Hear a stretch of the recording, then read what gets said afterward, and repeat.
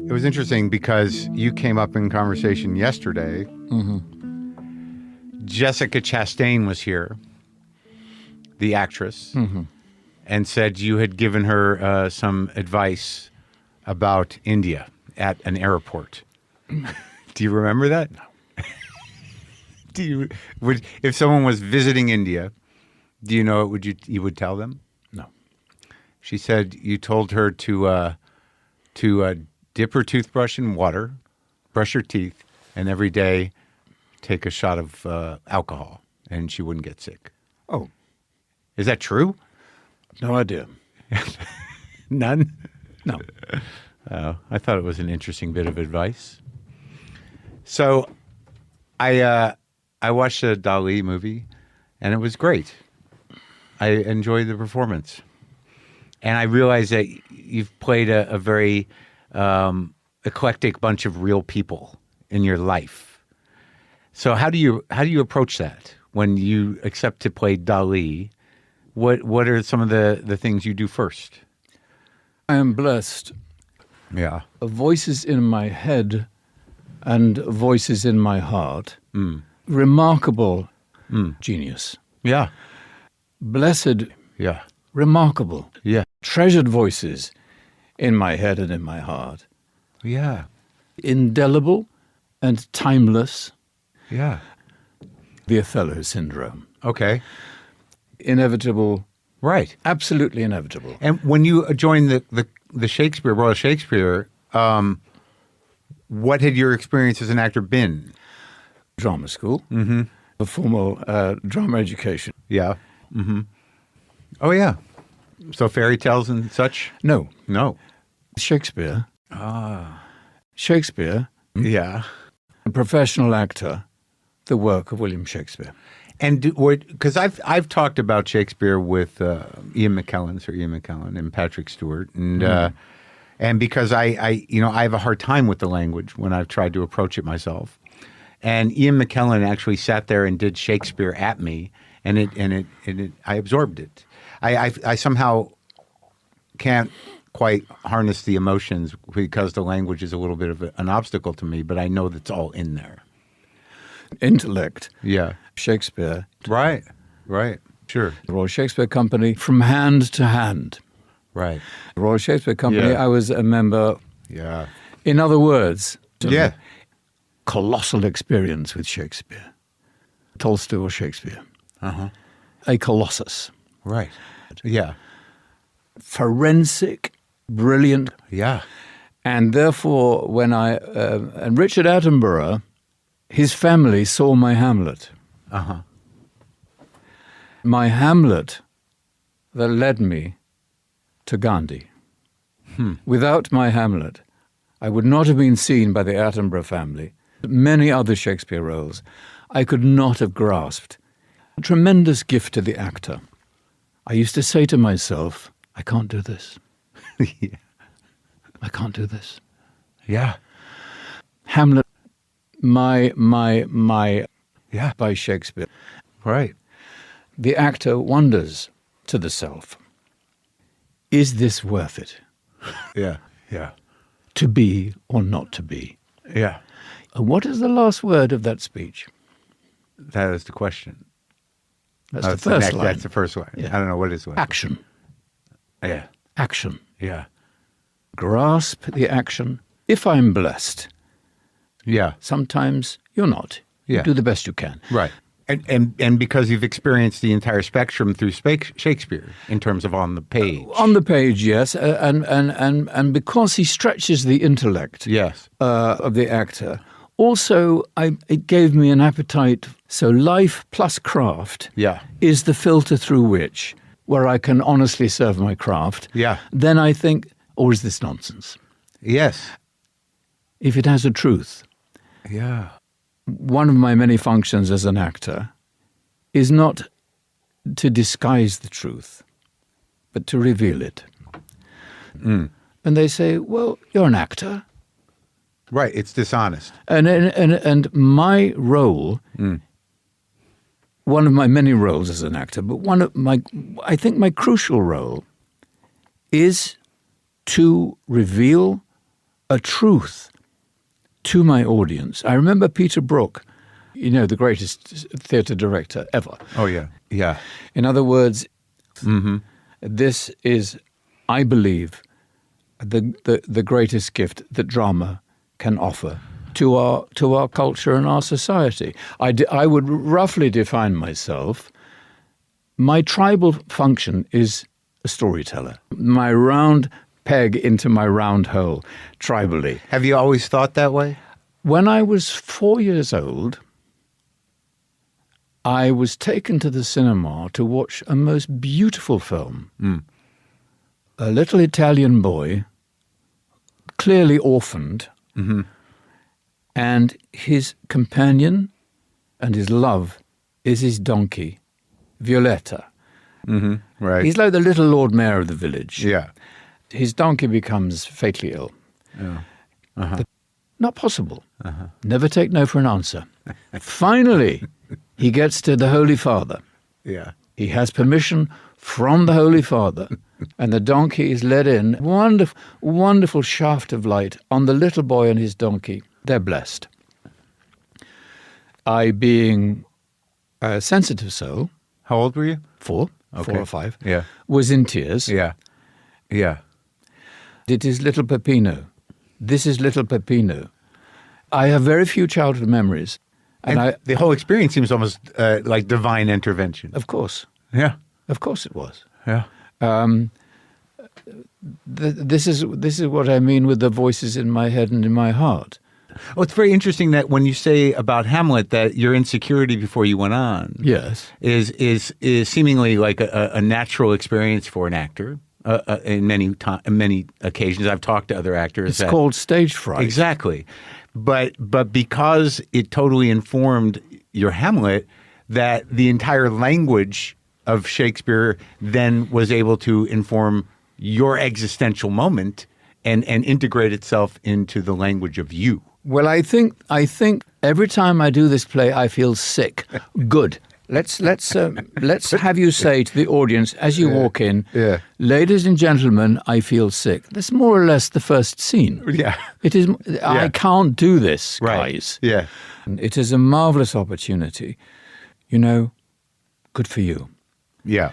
I was performing Shakespeare and at Stratford-upon-Avon, of course. Yeah.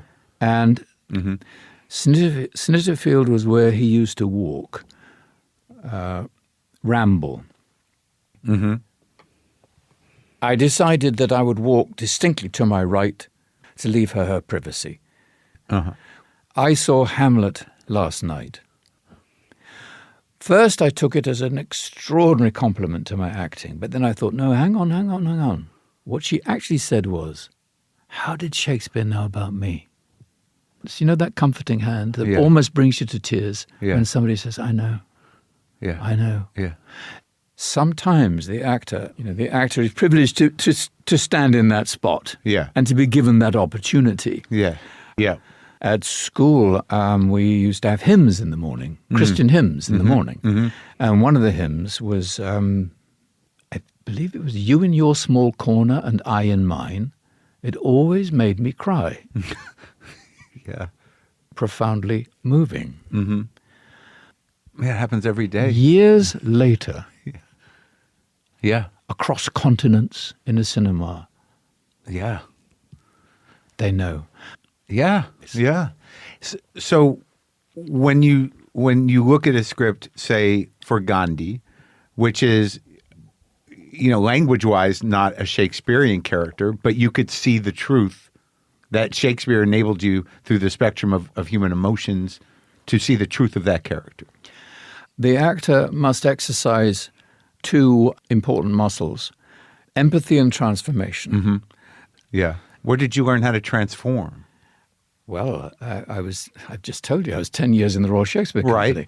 Right. And therefore, I could go from Brutus in Julius Caesar to Frank Ford in The Merry Wives of Windsor. It's a craft. It's a craft. And it does not affect my psyche. Otherwise, given my history of performances, as you well know, You'd lose your mind. I would be seriously ill. I have been privileged to wear a yellow star as a Jew. Yeah. in three remarkable occasions. Yeah. I empathize, and I will transform to tell your story. In transforming, speaking to you as an actor, are there things, your craft is there something you do every time that enables you to transform? Is it just from the page up? Do you have control over the choices? Obviously, you do for each character to make. How do you make them? Clearly, the first choice is whether to accept the role or not. Right. And usually, Sexy Beast, for example, I loved reading the script, and it does read like a Jacobean tragedy. The writing is brilliant. Do you know what moment I remember more than any other moment in that film? It's when you peed outside the toilet. And when I read Don, Yeah. who is basically Iago, Yeah. I had some kind of a recognition. I could see his pattern, even if it's full of surprises. Yeah. Like the one you just mentioned. Yeah. Then it's a very attractive role for me. Okay, so that's step one, taking the role.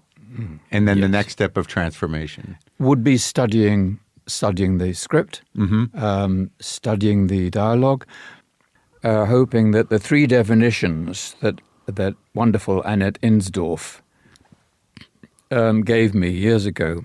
Who's that? Annette Insdorf. Yeah. Oh, she's the principal of the Columbia Film School. Okay. Absolute genius. Okay. And knows more about film than probably anybody in North America. Wonderful woman. And I've been in her company many times. And also we give wonderful talks at the 92nd Y. Yeah. Her definitions are, is the film life-affirming? Is the film worth 2 hours of your life? Yeah. And 3, is it made in a style appropriate to the material? When I read Schindler's List, which is a work of art, Totally. indisputably, Yeah. I knew and I saw that the film was in black and white. Yeah.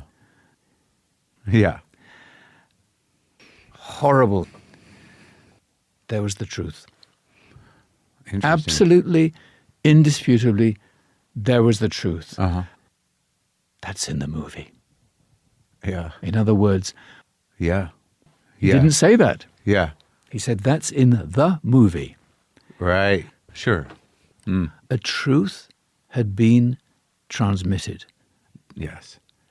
So many of those things you say that she brought up about film, as an actor, you don't always have control over, obviously. Exactly. And you can only hope for the I best. recognize that Yes.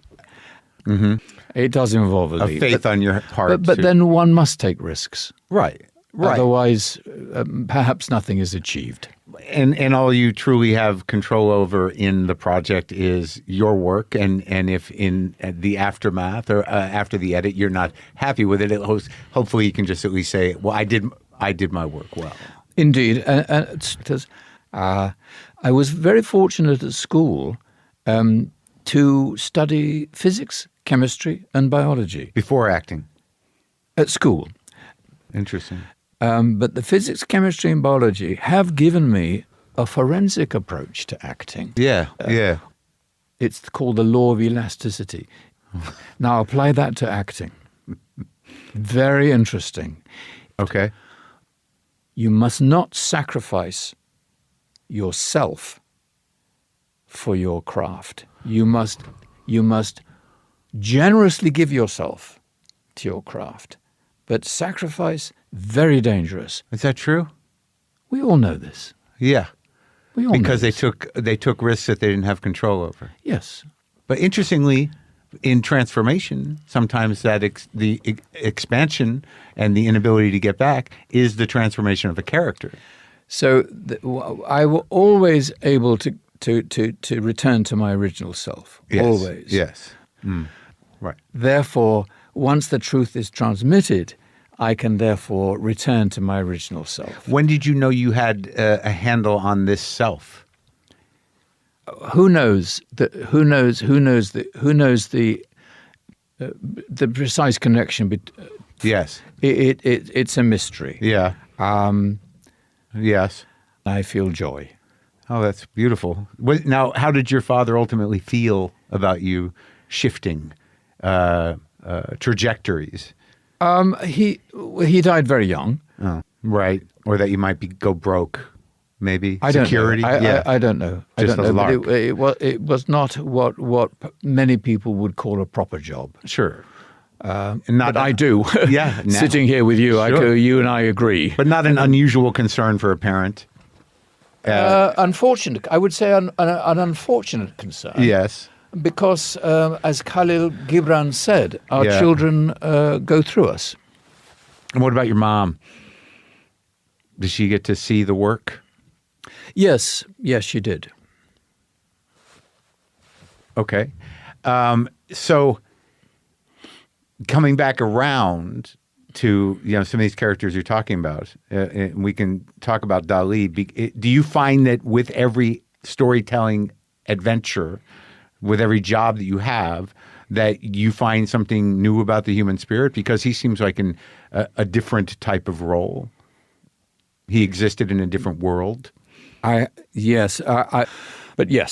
think if Yeah. but it's all a marvelous test, and sometimes one is embraced by fate.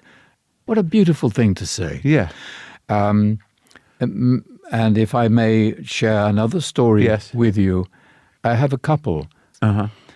Richard Attenborough, wonderful man. Yeah. Yeah. It was a Hamlet moment. The red light and the green light. Oh, Yeah. God. Yeah. Here's a test. I'm going to fail. Yeah. Wow. Yeah. And I remember trying to balance the rice and peas on my fork that was spraying all over the place because my hand was shaking so much. That nervous. Yeah. that I had to just stop eating. Yeah. An impersonator. I wish you well. What a beautiful gift. Yeah. What a beautiful gift. Yeah. Does that choke you up? Like in that moment? Do you what kind of emotion? I breathed in and breathed out and said, back to work. Really? Back to work, and do not squander the gift you have just been given. Mm-hmm. I'm in Prague. Yes. Yeah. There is my friend. Yeah. On the other side of the spectrum, how do you approach playing Eichmann?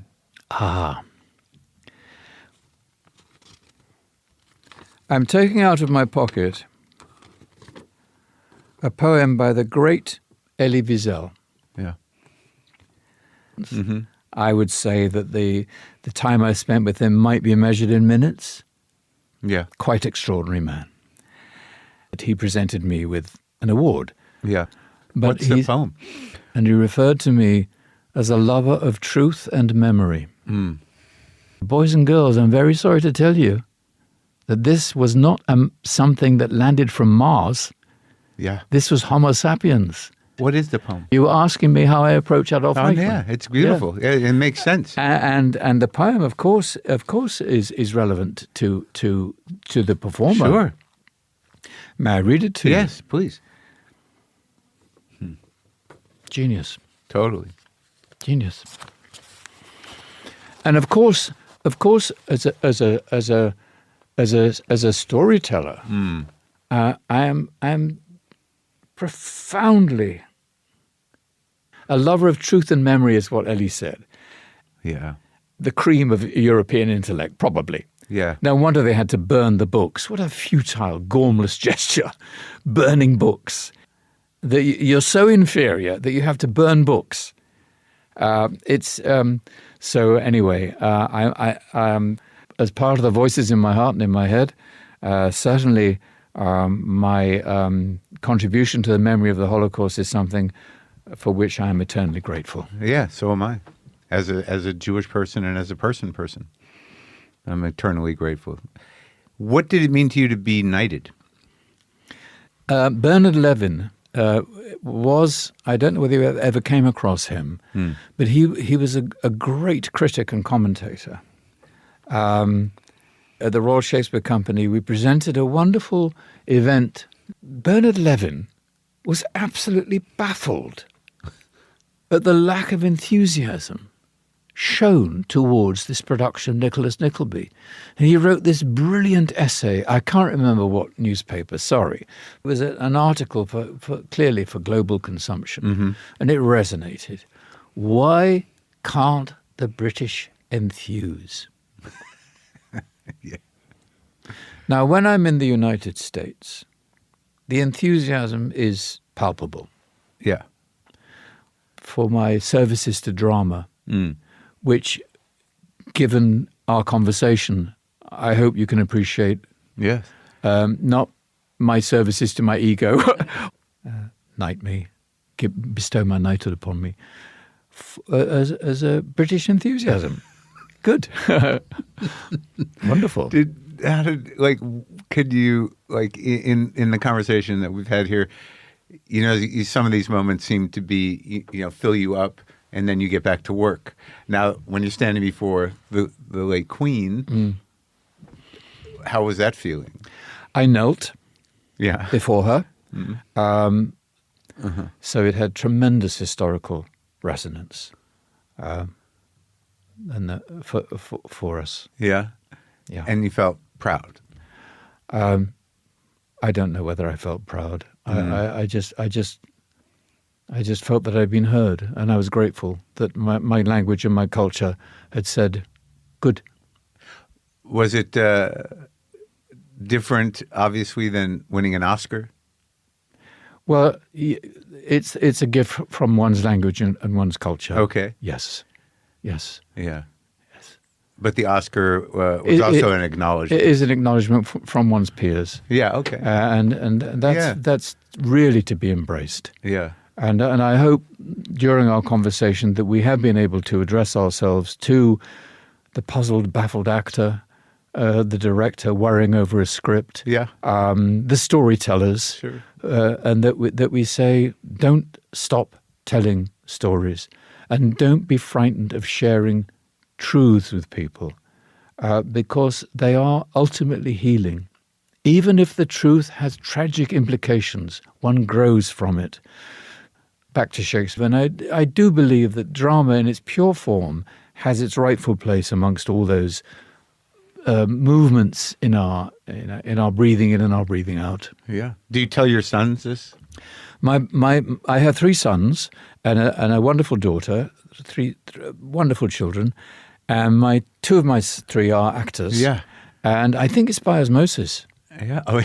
Really, and a bit of DNA and osmosis, but we also do talk about the work. Yes. You know, do they ask for advice? Not really. They are very much on the same page with me. So. Oh, good. Yeah. Well, that's good. It is. Yes. Well, thank you for talking to me, Sir Ben. I appreciate it. Been a great pleasure. Thank you.